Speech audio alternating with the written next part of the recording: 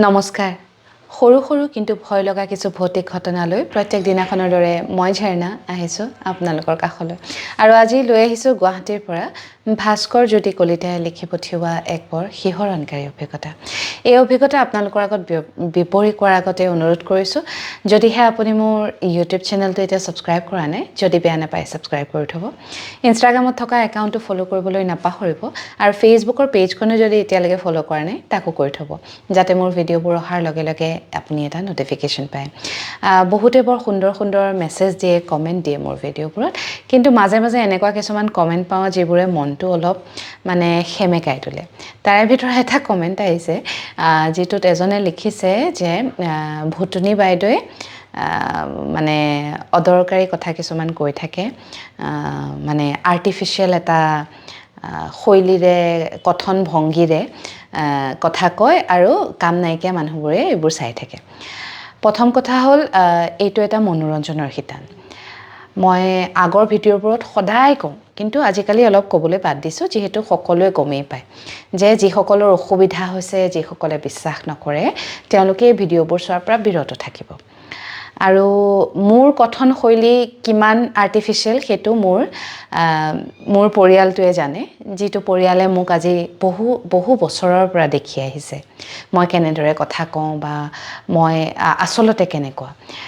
artificial তাক কোৱা হয় যি বহুত ৰহন খানে মই ভাবোঁ মই মোৰ কথাত কোনো ৰহন নাখানো তাৰপিছতো যদি আপুনি আৰ্টিফিচিয়েল বুলি ভাবিছে তেনেহ'লে মই দুখিত মই আৰু মানে কেনেদৰে ক'লে আপুনি সঁচা বুলি ভাবিব বা মানে প্ৰাকৃতিকভাৱে কৈছোঁ বুলি ভাবিব মই ধৰিব পৰা নাই গতিকে সেইটো আপুনি আপোনাৰ এটা ৰেকৰ্ডিং পঠিয়াই মোক জনালে মই বেছি সুখী হ'ম বাৰু যি কি নহওক আৰু এইবোৰ কথা দীঘলীয়া কৰি নাথাকোঁ কাৰণ শ্ৰোতাসকল সদায় একেটা সময়তে আহে একোটা ভৌতিক ঘটনাৰ আমেজ ল'বলৈ সেয়েহে আকৌ উভতি যাওঁ ভৌতিক ঘটনাৰ মাজলৈ যিটো লিখি পঠিয়াইছে ভাস্কৰ জ্যোতি কলিতাই 2005 চনৰ কথা তেতিয়া ভাস্কৰৰ বয়স 14-15 বছৰমান হ'ব গৰমৰ বন্ধত তেওঁ এবাৰ নিজৰ মাহীয়েকৰ ঘৰলৈ গৈছিলে তেওঁৰ ঘৰ গুৱাহাটীত কিন্তু তেওঁ বেলেগ এখন ডিষ্ট্ৰিক্টলৈ গৈছিলে কোন ঠাইলৈ গৈছিলে সেই বিষয়ে নকওঁ সেইটো আপোনালোকে ধৰিব পাৰিব কথাটো শুনাৰ পিছত মাহীয়েকৰ ঘৰলৈ গৈ যিটুকুৰ ঠাইলৈ তেওঁলোক ফুৰিবলৈ গ'ল সেই ঠাইটুকুৰ অসম বিখ্যাত নহয় আচলতে পৃথিৱী বিখ্যাত বহুত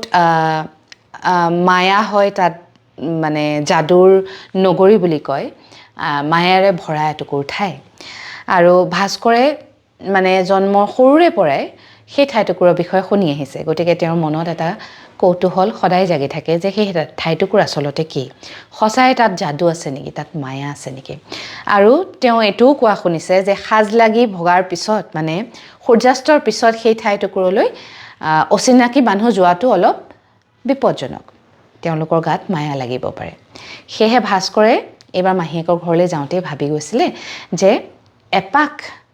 মাহীয়েকৰ ঘৰৰ ওচৰতে আকৌ তেওঁৰ 2-4জন বন্ধু আছে তেওঁলোকৰ লগত মিলি এপাক সাজ লগাৰ পিছত সেই ঠাইটুকুৰলৈ যাব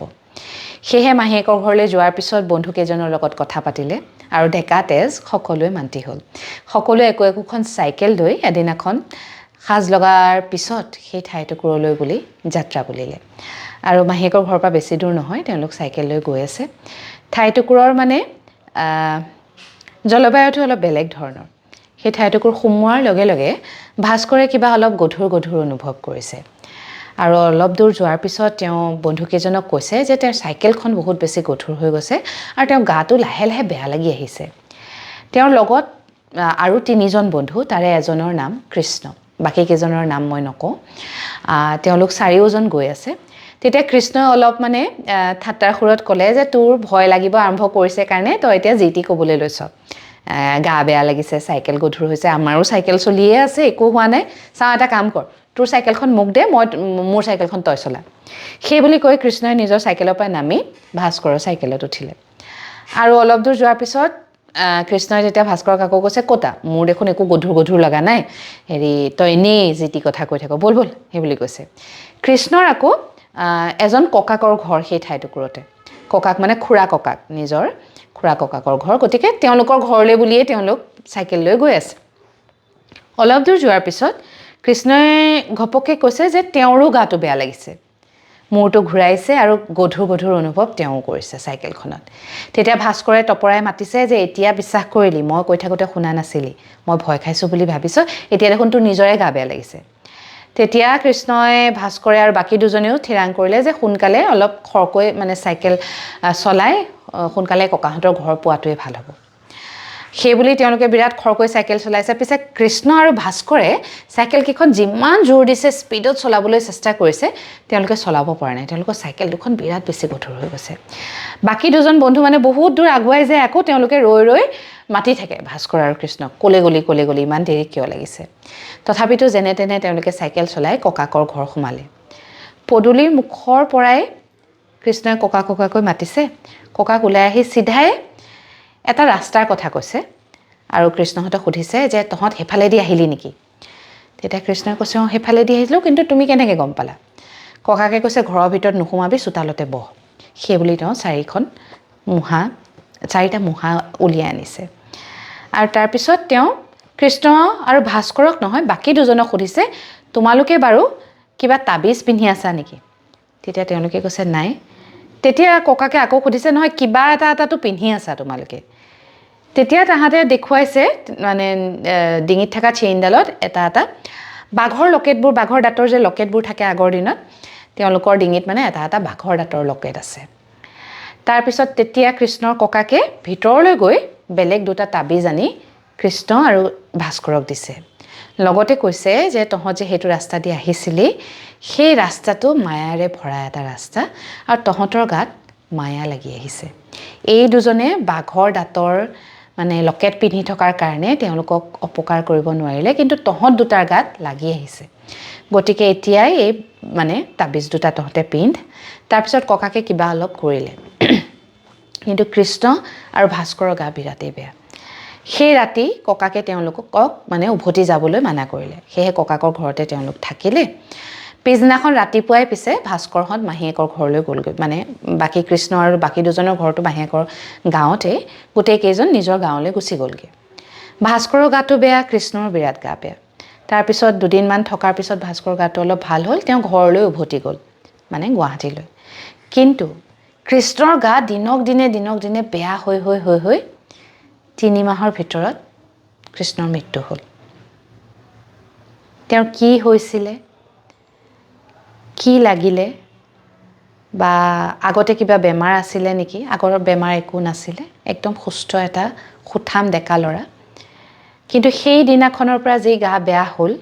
যি তেওঁ বিচনাত পৰিলে তেওঁ একেবাৰে এই পৃথিৱীখন এৰি থৈ গুচি গ'ল এই ঘটনাটো ঘটাৰ পিছৰে পৰা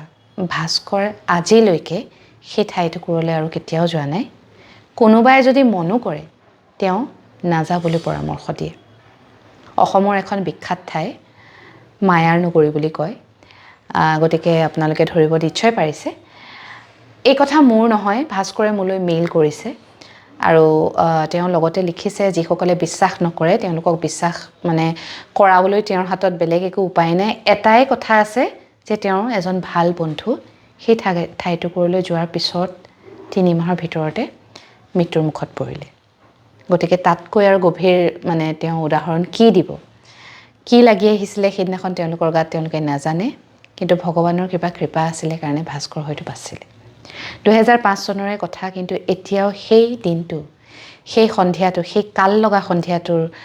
প্ৰত্যেকটো ক্ষণ ভাস্কৰৰ জল পটকৈ মনত আছে বৰ আচৰিত ধৰণৰ ঘটনা এটা আজি পঢ়িলোঁ আপোনালোকৰ মাজত মই বিলাই দিলোঁ ভাস্কৰে মোলৈ মেইল কৰিছিলে আপোনালোকেও যদি মেইলৰ জৰিয়তে আপোনালোকৰ অভিজ্ঞতা মোলৈ পঠিয়াব বিচাৰে তেনেহ'লে radiojockeygmail.com তালৈ মোক মেইল কৰিব পাৰে